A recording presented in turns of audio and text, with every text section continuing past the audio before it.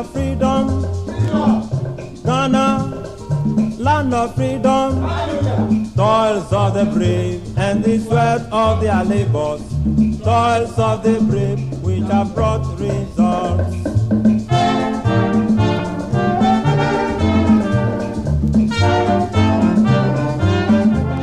Hi, my name is Debbie Pregal, and I was a volunteer in Ghana from 1981 to 1983. I taught math at Ola Girls' School in Ho, Ghana, right near in the Volta region, right near the Togo border. Lots happened during the 2 years that I was there. One funny story I'll share with you was when I was in Peace Corps training, and I had to get up in the middle of the night to go to the bathroom. As I walked there, not listening to my host call me, because you're not supposed to do that, I walked in and found that they kept all of the goats in the bathroom during the night so they wouldn't run away. So there I am in my little pink nightgown, and I somehow make it to where the toilet is, and I'm squatting over the toilet trying to relax enough so I can pee.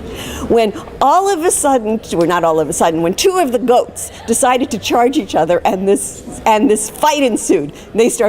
I got so upset and I started screaming at the top of my lungs, and my live-in sister, who was then about 7 months pregnant, came in to get me out over her hump, got me out where I was crying.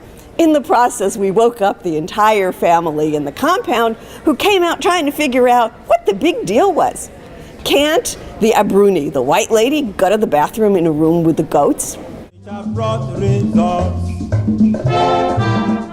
My students, they were a really, really great group of kids. They liked me a lot, I think, and there was always this talk about it. And then one day, I announced that we were gonna, I had the forms for the nursing school, and that they would take girls and a limited number of boys, and there I was up at the front, and the kids came in and they practically knocked me over trying to get one of the forms, and then the kids from the other school came in. They're all excited.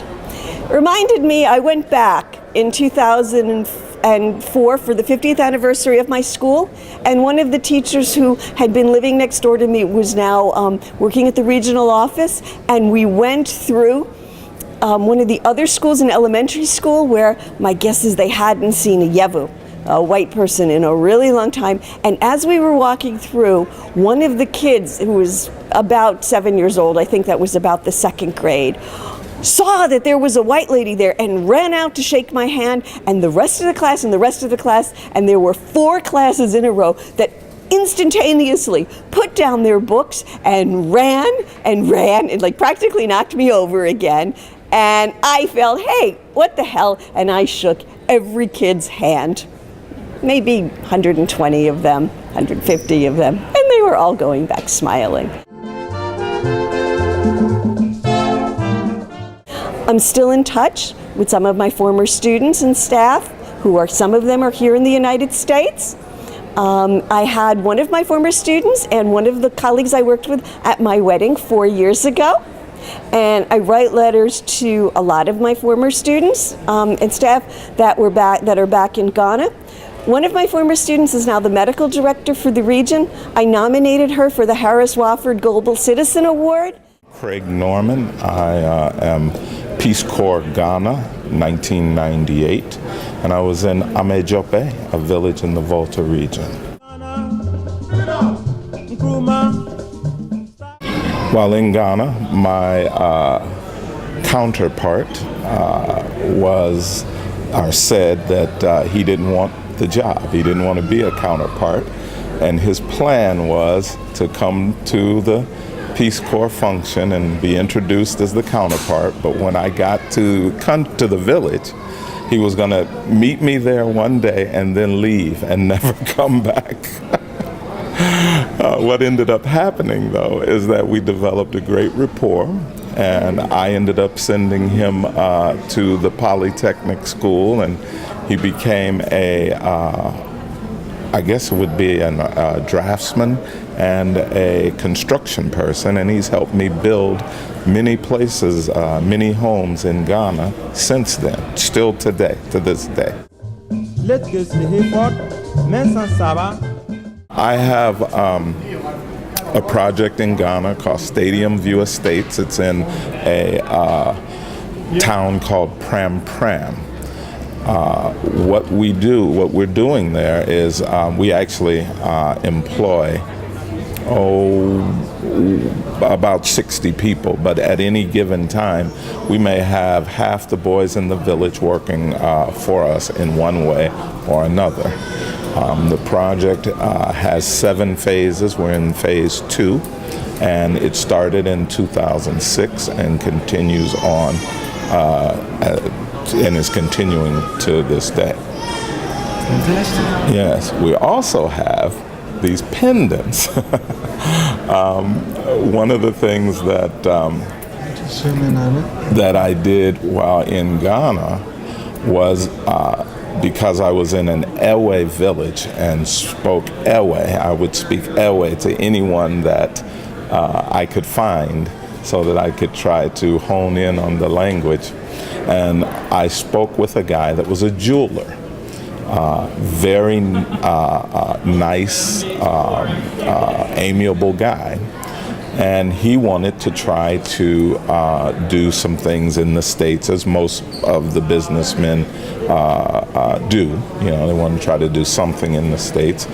And I had an idea of creating these designs to put inside the outline of Africa. So we call it Inside Africa Design. So I gave him a drawing and said, can you put anything I want inside this drawing? And he, of course, said yes. So the first example, or at least for this event, I have the country of service, Ghana, and RPCV inside my Africa design. So hopefully that this will end up being a good venture for us and the actual, what would he be, the builder, so to speak, the manufacturer in Ghana. So I still maintain ties in Ghana. Hi, my name is Rick Fordyce. I was a Peace Corps volunteer in Ghana in West Africa from 1978 to 1980. At a small village called Huni Valley in the western region where I taught high school math and English.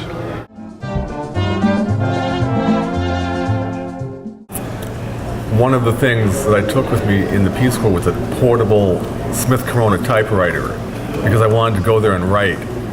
So while I was in the Peace Corps in Ghana, I would sit in the room when school wasn't in session and write stories. Eventually, I wrote more and more stories, and eventually I wrote a novel that came out of part of my time in Ghana.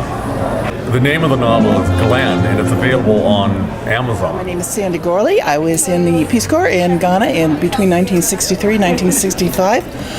I taught chemistry at an all-boys school, West Africa Secondary School in Accra, Ghana. Today that school has moved and it is a co-ed school.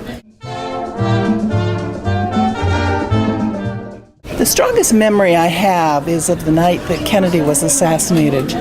I was meeting a fellow PCV, and he told me about the news. It was very difficult to get the news back then. There was no CNN, there were no satellites, etc. So we wandered from place to place till someone had a shortwave radio. We eventually ended up at the American Embassy where we saw the telegram that had come over. It was a very powerful and difficult night. Very hard to be out of the country when something like that happens. It resonated for me when I thought of the volunteers on 9/11 who were out of the country at the same time. They had news, but they still were not in the country when something horrific had happened.